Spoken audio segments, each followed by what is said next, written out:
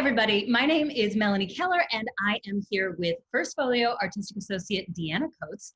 And Deanna is going to take a few minutes to tell us a little bit about her journey with First Folio and her journey as an actor. So, hi and welcome, Deanna. Thank you, Melanie. Hi, everybody. I first started working with First Folio in 2015. I auditioned for Haley, actually, and David, Artistic Director now, for The Winter's Tale back in 2015. And so, which we know Allison, Leslie Allison directed, and Haley assistant directed. So that was my first project with First Folio. I played Paulina and had an amazing, amazing time. And it was a great way to be introduced to the company. Mm-hmm. Tell me a little bit about how you got into theater. How did theater find you? I think that's a better way to put it. I think when I was very young, I just, every little kid, not every little kid, but a lot of little kids are very animated. And my mom saw something and I just kind of fell in love with telling stories first and foremost, stories that I would make up, plays and things that I would make up, not necessarily anything that was on the written page. And then I started doing theater, like you do in church plays, school plays, 6 years old, 7 years old. And then around, I think it was 1995, 1994, date myself just a little bit, I experienced The Lion King, like we all did. That was a turning point for me personally. I think I must have seen that movie, the animated version. Let me just be really clear here. I think I saw it maybe 6 or 7 times in the theater. It was intense, this intense love for it. At that age, I couldn't put my finger on what it was, but I memorized the film. And then I would say parts of it or the whole, characters, voices, everything included, to like mom's clients, to family members, anybody that would listen. And people would give me quarters. I would get get quarters to do scenes. And my mom thought it was the coolest thing. And my little 7-year-old brain said, wait a minute, this is valuable.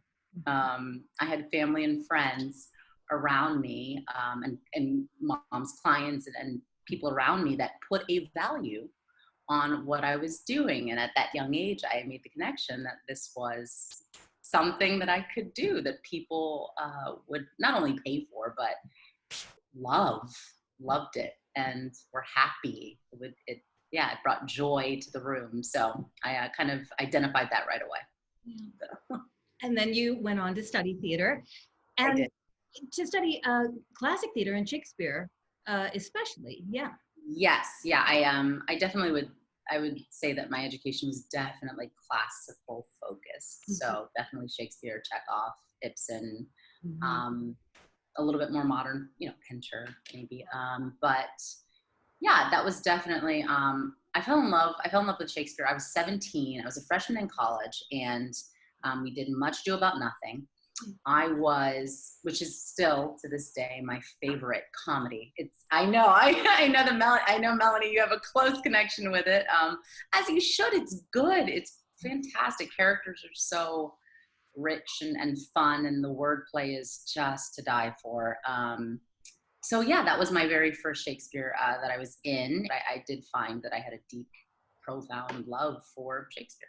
Yeah. And so speaking of Shakespeare, at First Folio, you not only played Paulina in The Winter's Tale, but you also, for us last summer, our last show on our former outdoor stage, you were Henry V in Henry V, which was just an incredible role for you.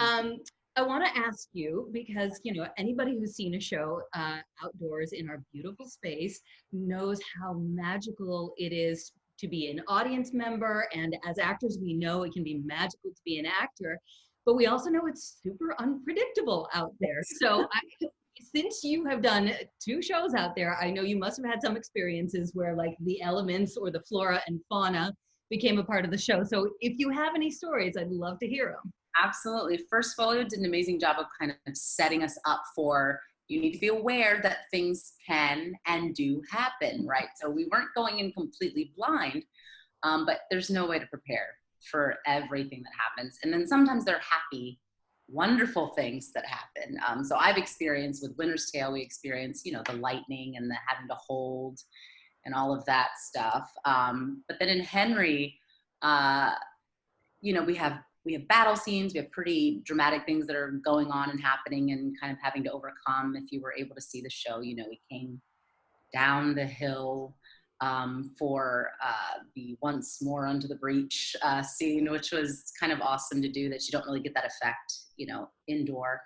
But yeah, we had an instance where there was rain, as we've had before, and sometimes that rain becomes part of the show in wonderful, unexpected ways. I think one of the climactic scenes is when the character Montjoy, the French messenger, comes in and basically lets us know that we've won. And during Montjoy's monologue, it's raining. It's just a nice, steady, slow rain. And we're looking around on the stage because we know that it's the stage manager's job to call if we need to take a break, if we need to stop, if we need to wait it out.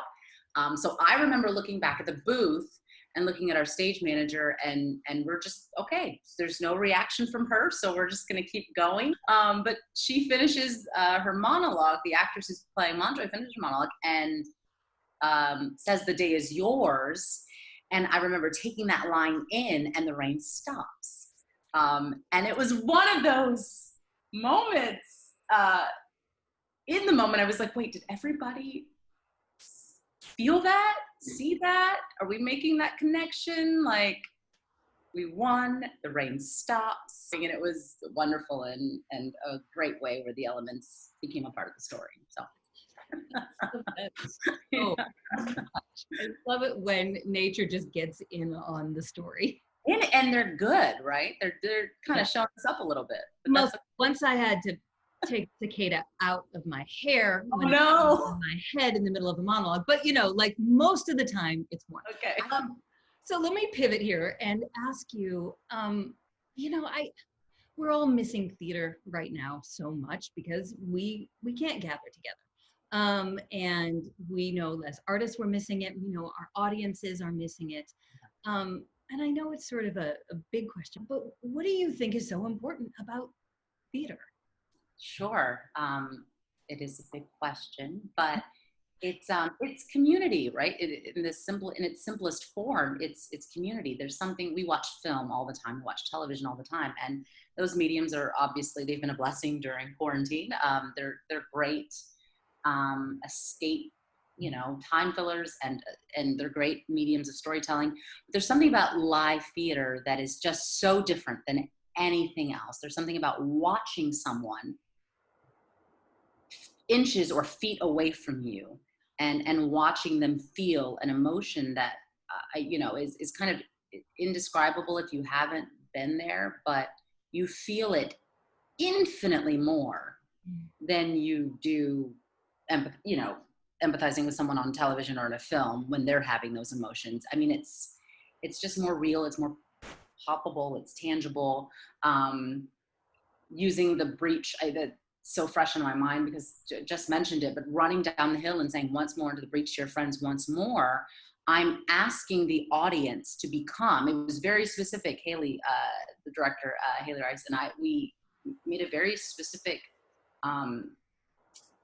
decision to include the audience as part of the army. That's one of the most difficult things to do in Shakespeare, all the battle scenes, right? It's how in the world do you do that? There's historically hundreds and hundreds and hundreds and thousands of soldiers.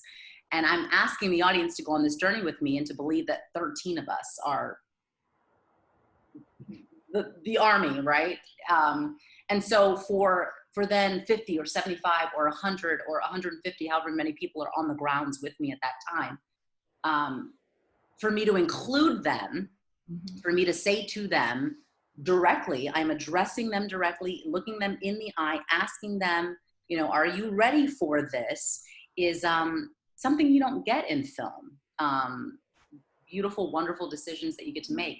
And our Henry V was not like, you know, the Henry V that they might have seen if they went to London at the Glow, or if they went, you know, Stratford, wherever they get. So that's also wonderful, is I'm going to experience this Henry V, and I'm going to go experience this Henry V. And that's what live theater does, that you get to tell a different story, depending on who's on the stage, depending on the night, you know. All of that is wonderful, and what live theater, one of the small things that live theater gives you. And I couldn't agree more. Okay, good. Well, one last question that I always ask, which is, since we haven't been doing theater, what things have you been doing to keep you busy during these, Corona times? Sure. Well, I'm so grateful to theater makers, to artistic leadership. Like we have at First Folio with you, David and Kate, and so many other people making things like this available. So I've been doing Zoom meetings, play readings, different groups on Facebook. People have really stepped up and just become content creators when they weren't necessarily maybe comfortable with it, but they miss theater, they miss all of that. So a lot of play readings by way of Zoom, lots of spending time with family. My grandparents who have slowed down significantly. I got a chance to spend 3 or 4 months with them this summer with my mom and my grandparents. So I was extremely, extremely grateful for that. Things that I wouldn't necessarily get the opportunity or chance to do that come with slowing down. That all sounds wonderful. Thanks. Well, thank you so much, Deanna, for taking a little bit of time to hang out and have a chat. And I wish you well, stay safe, and hopefully we'll see you on the stage again soon. Thank you so much, Melanie. Bye.